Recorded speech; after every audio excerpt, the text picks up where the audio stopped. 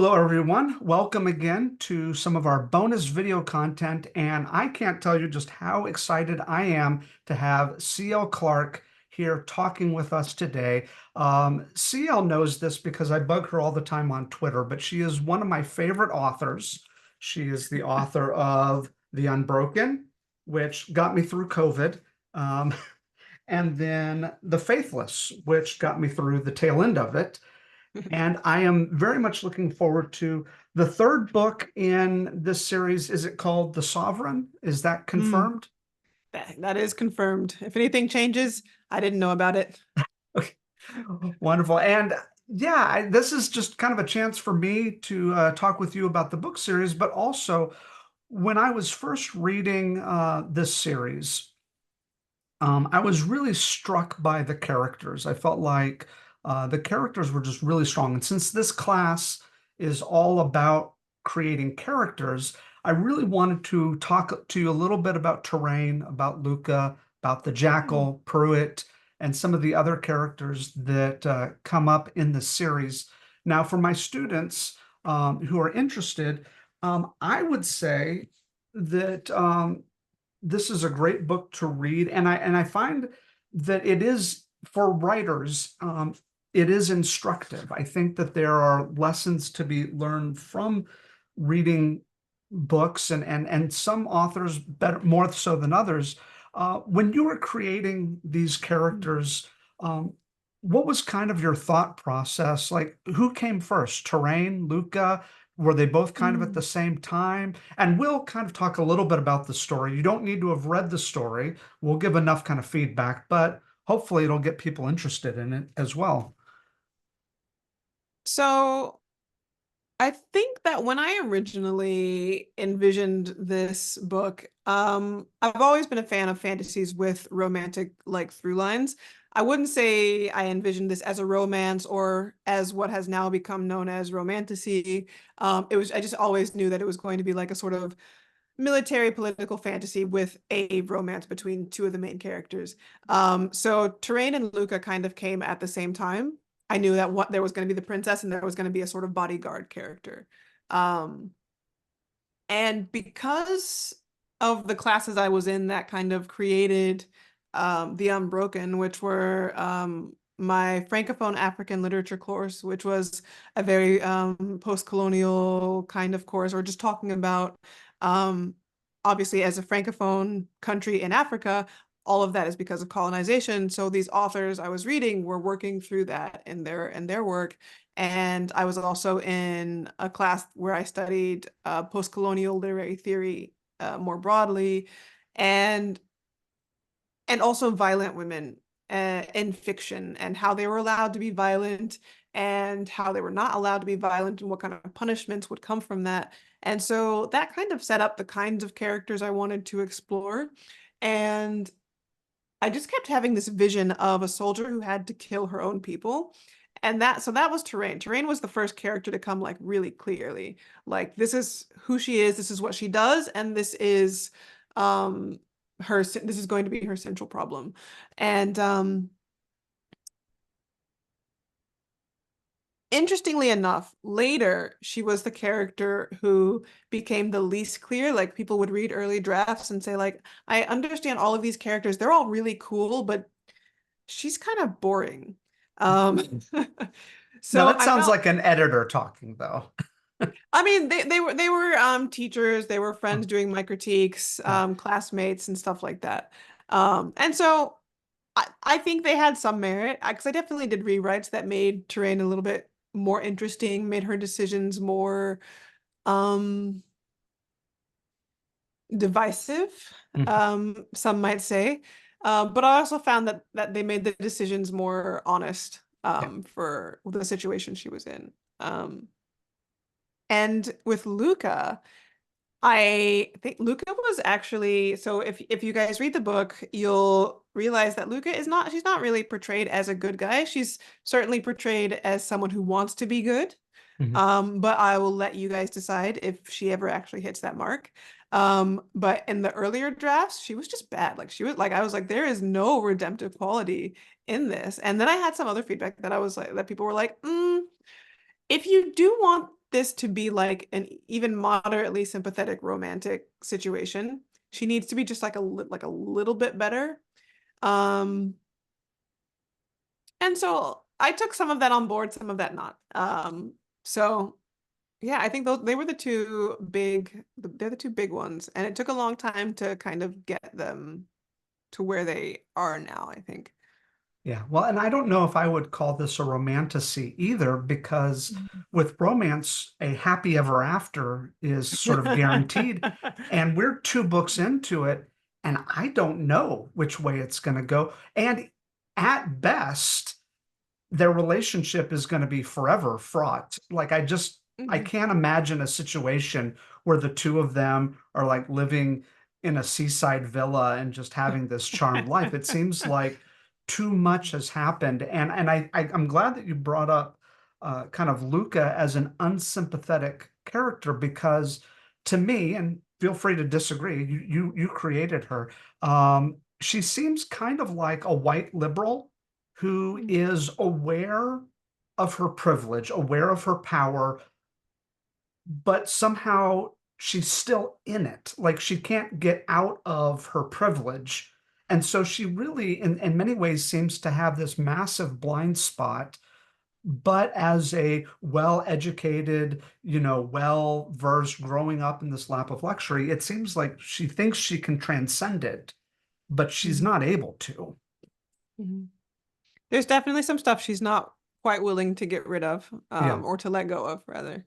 Um, Yeah, because she wants to be the wise philosopher queen, I think. She mhm. wants to be the Mhm. one who can make all the right decisions. And I think it becomes clear, at least towards the end of book one, that there's no clean way out of this. There's no Mhm. perfect solution. Even when she starts helping out Terrain, there's this sense of, why aren't you more appreciative of all that I am doing for you? Mhm. And Mhm. Terrain is very resistant to that, saying, well, hold on a second. You expect Yeah. me to just be this lapdog for you. And both of them get accused of that by the Mhm. people closest to them.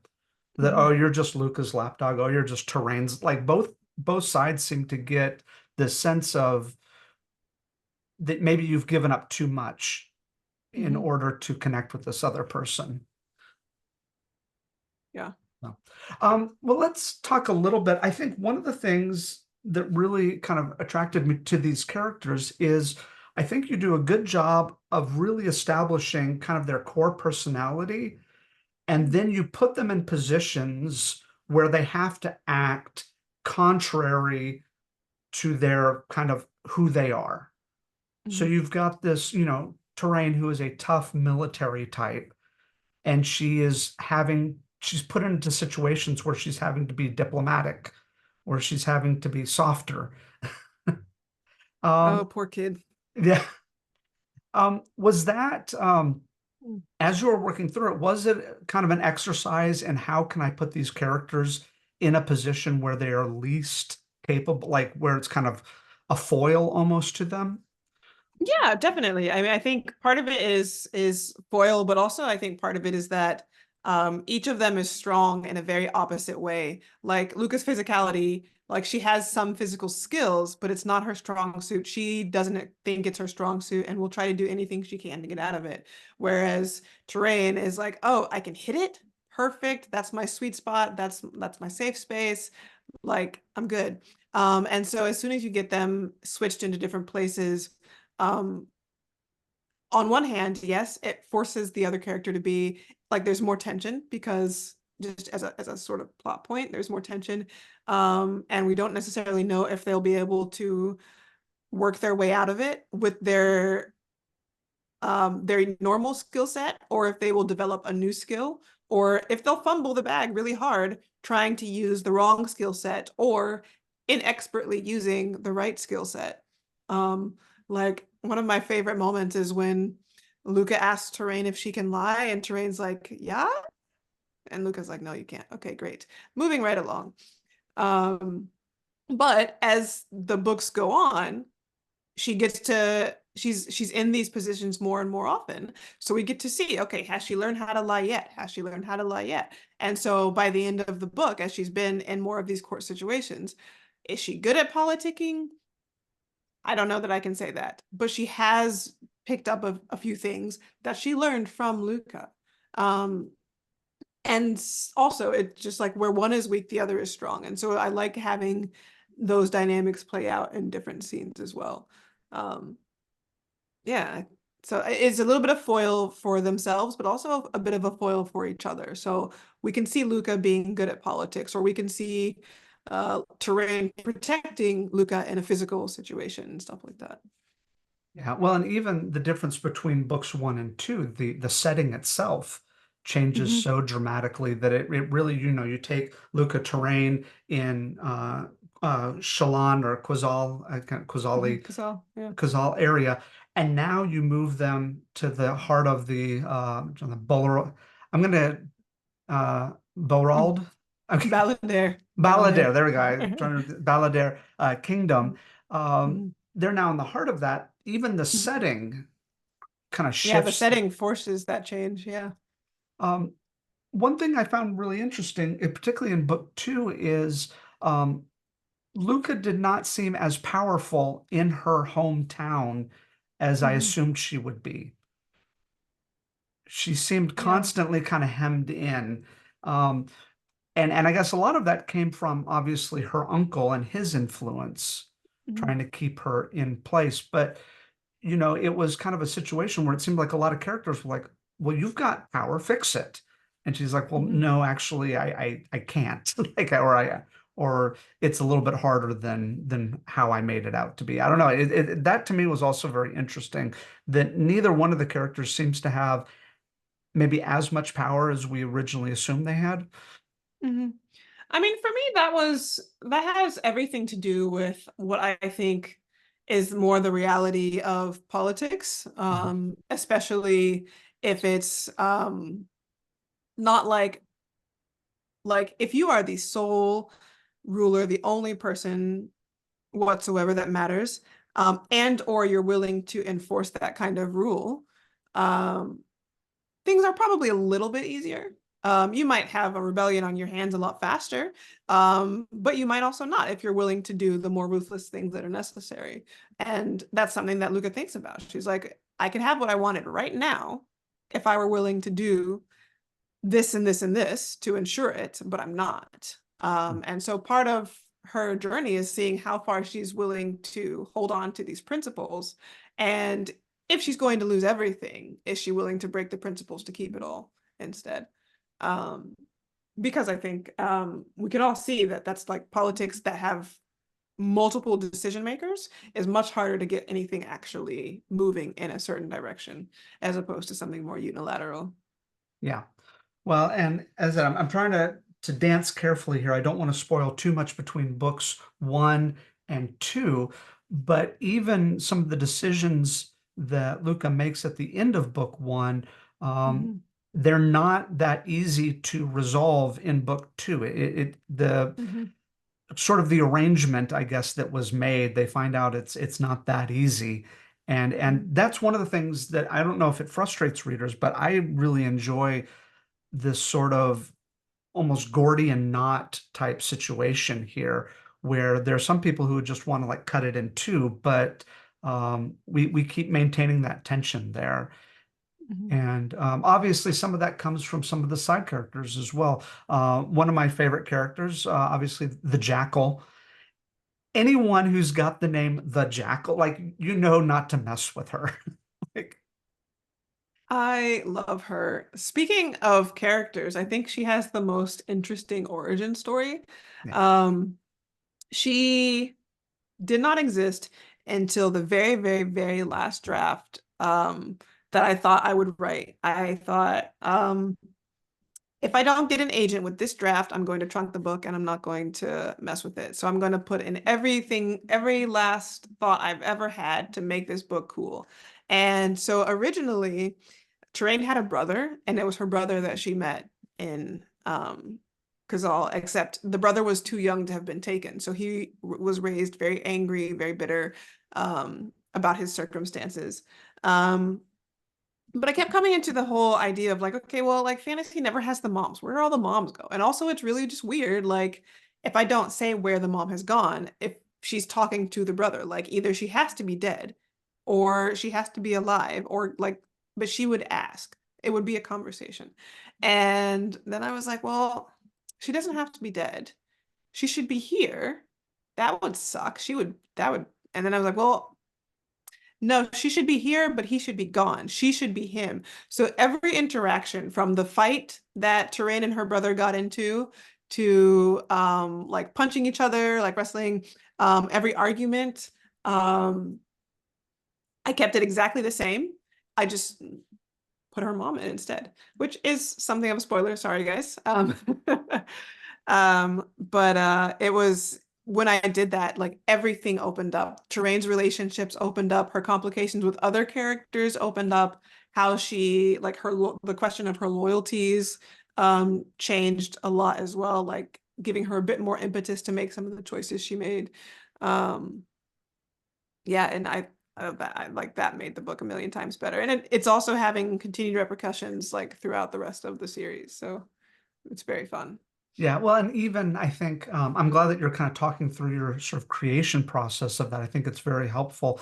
Um, Even going opposite type, I think sometimes mother figures in books, they become this Mhm. sort of paragon of nurturing and gentleness Mhm. and patient suffering and all of this. And the Jackal is none of that. She's rough around the edges. She is not, yeah, I mean, you just have to read it, but she's Mhm. not the nurturing motherly figure that we sometimes associate. She's tough. Yeah.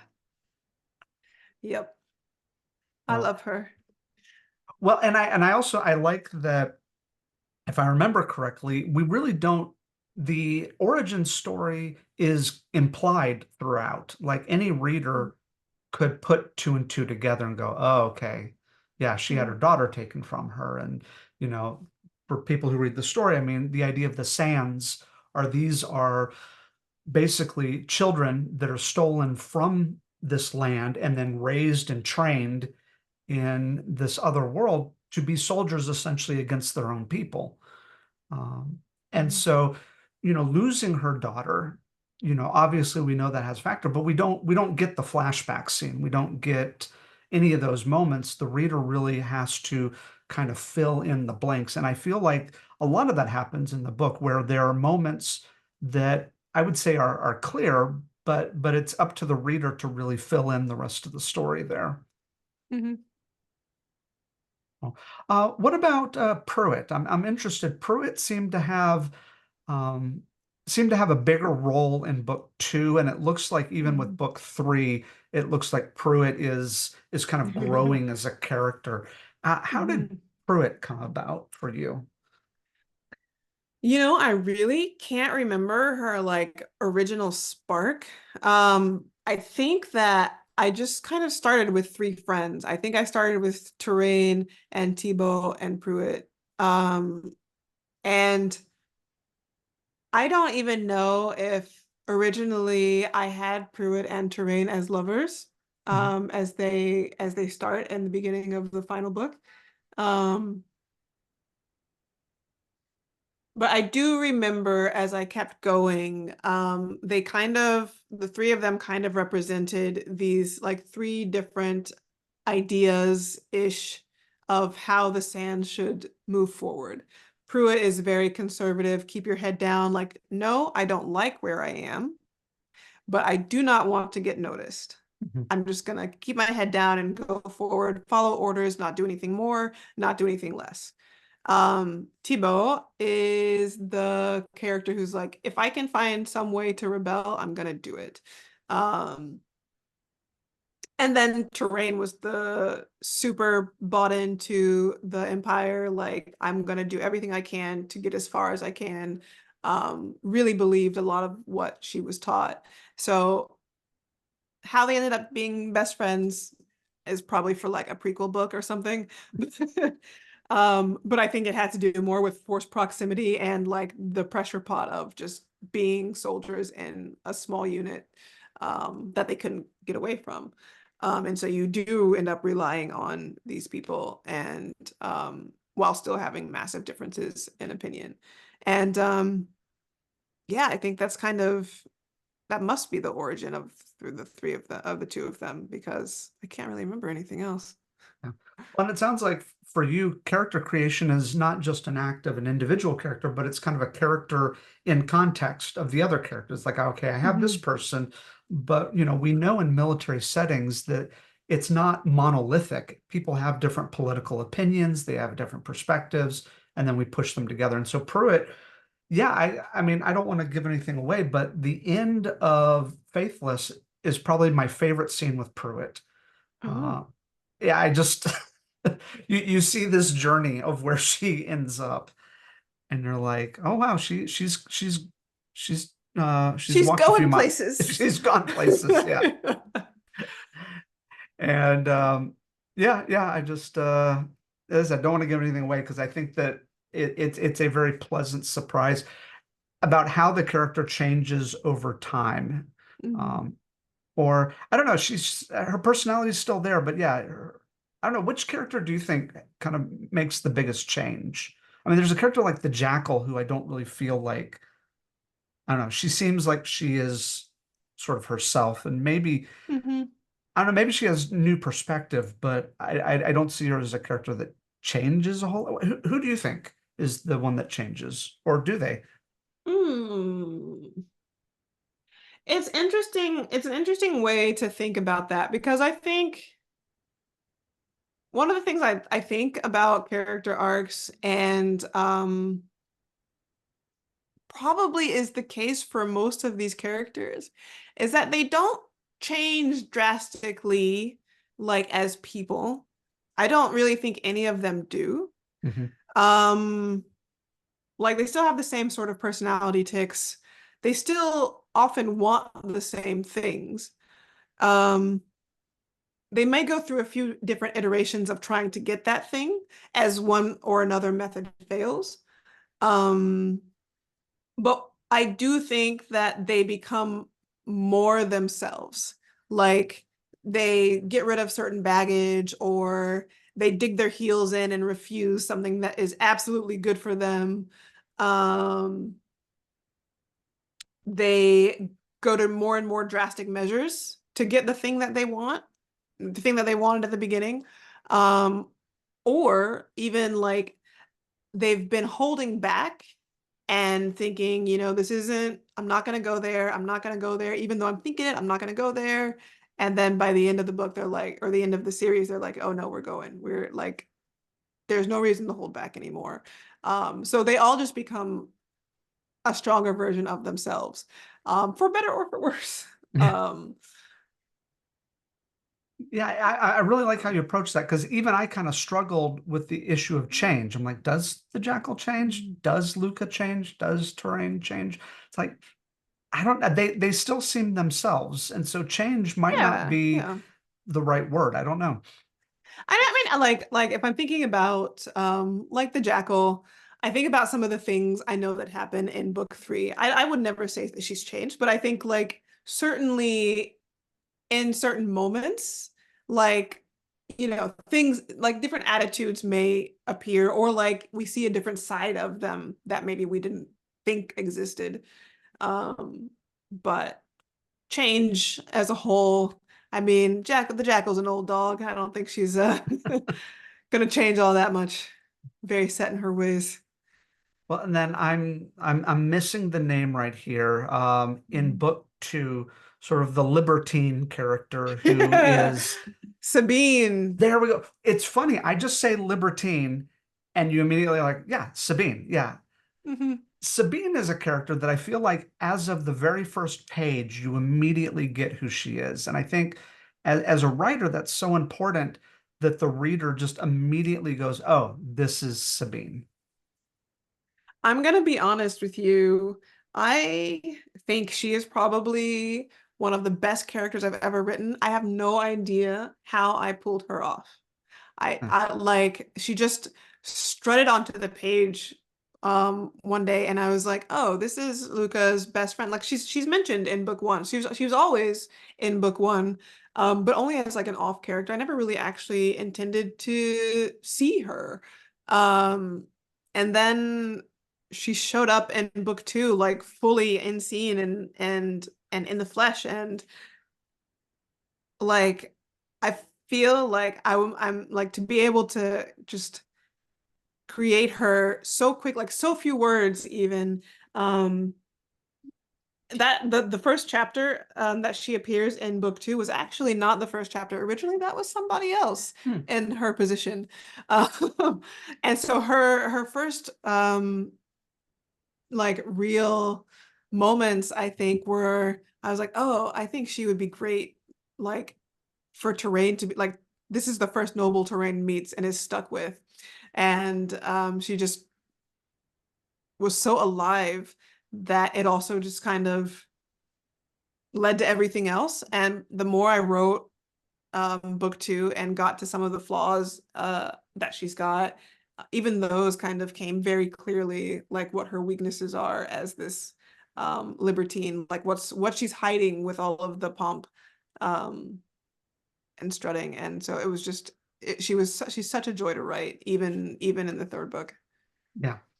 Well, and is it one of those things? I'm gonna just ask kind of a blunt question. Is it hard to like Sabine is in book three, but Mhm. are there characters that you would have like gotten rid of, but you're like, I like this character too much to get rid of them just yet?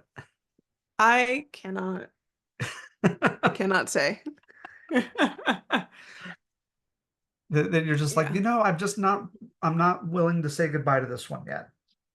I mean, it And I mentioned I mean, Sabine because she's yeah, she's she's one in a of them. vo yeah, she's in a vulnerable situation. Yeah. And I can't tell you uh I can't tell you anything about anybody. Um, but one of the things, this is sheerly on a practical level, um, that I discovered is if you kill too many characters that you worked so hard to build, um, you kind of lose a bit of reader follow through Mhm. because they get attached to a character and how they move through a scene. And they're like each character that a reader loves is something that holds them. And either you need a really strong single thread, like I think about Robin Hobb and The Fool. Like Mhm. I would read any book with The Fool in it Yeah. because I love The Fool. Um, and or you have a lot of little characters that pull you and hold you. Um, can't think of an example off the top of my head right now, but so I realized that practically I had to keep the body count a little bit low because I knew I still had like another book to go. Yeah. But in the third book, who knows? Yeah. It's game on. We'll see. Yep. Well, and I think you mentioned Robin Hobb's The Fool. I think that's a great character to talk about when also talking about Sabine, just because it would be very easy to disregard the Fool as just a Mhm. comedic character. Mhm. But there is And a, just a side character who only shows up every now and then. yeah, And yet, yeah, there's so much just like tragedy almost in this character's life Mhm. that you're like, wow, this character, there's a lot more going on than than what a lesser writer probably would have put in there. Like Mhm. there's some depth there. And yeah, and Sabine's kind of the same way, where it would be real easy just to make it comedic, but there's more to it than that. So, and Robin Hobb is probably also a great example of a writer that loves to torture her audience, um, just really Yeah. drawing it out. Yeah, I've only read the first two trilogies. I'm slowly making my way through. I'm a new reader, so to speak. But if you all are looking for more books that you want to study for character, I could not recommend those that series, any of the series, enough Yeah. because it's masterwork in character.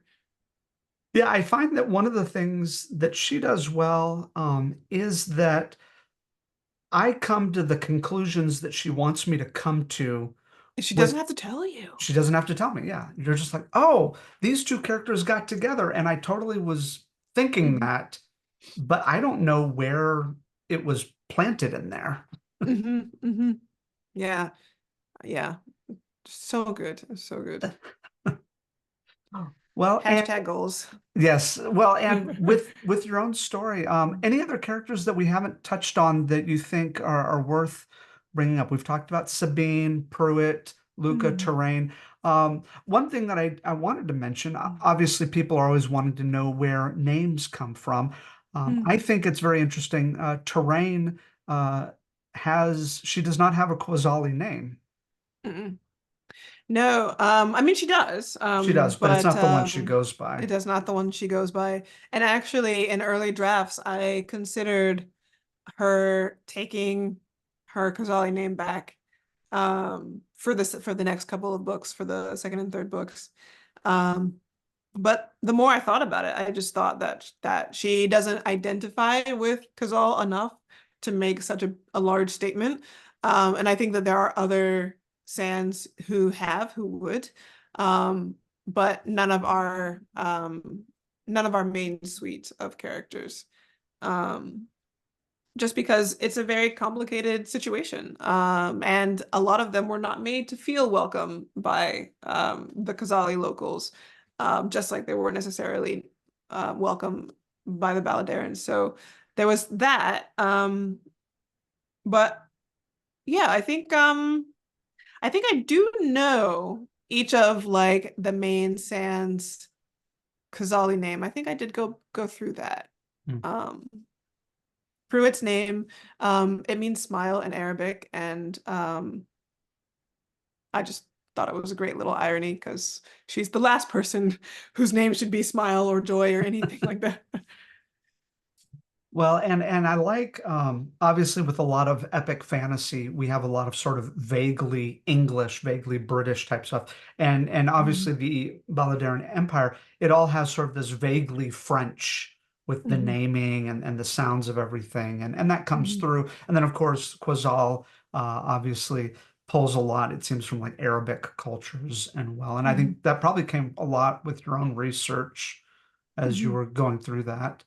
Um, but it's nice because then not everything sounds like Downton Abbey. It's got its own sort of its own aesthetic to it. Mhm. Mhm.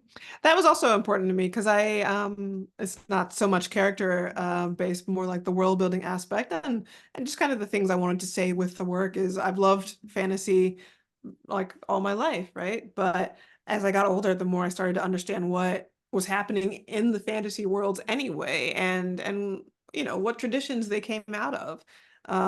The fantasy stories, the exploration stories, and so that was kind of something that I was grappling with. And so I didn't want it to make it like a fantasy historical or something. I didn't want it to be a one-to-one correlation, but I definitely wanted readers to know that I was also talking about the real world, even though I'm not talking about the real world.